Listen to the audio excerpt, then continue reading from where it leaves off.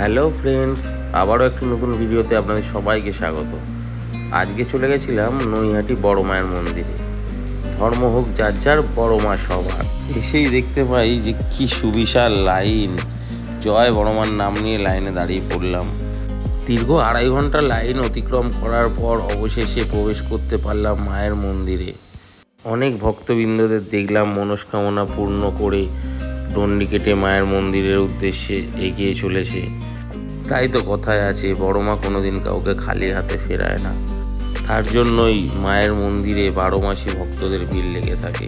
সেই মতো আমরাও আমাদের মনস্কামনা মায়ের কাছে জানিয়ে মাকে পুজো দিয়ে মন্দির দিয়ে বেরিয়ে নৈহাটি গঙ্গার পাড়ে ঘুরতে ঘুরতে হঠাৎই চোখে পড়ল একটি নবনির্মিত সম্পূর্ণ ভেজ রেস্টুরেন্ট।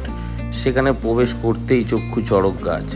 অপরূপ সৌন্দর্যে সাজানো এই রেস্টুরেন্ট, এদের স্টাফদের বিহেভিয়ারও ভেরি ওয়েল এবং খাওয়া দাওয়ার কোয়ালিটিও আমার ছেলের খুব পছন্দ হয়েছে। দুপুরের লাঞ্চ এখানেই সেরে বন্ধুরা বাড়ি ফেরার পাড়া।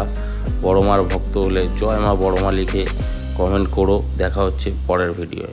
জয় বড় মার জয়।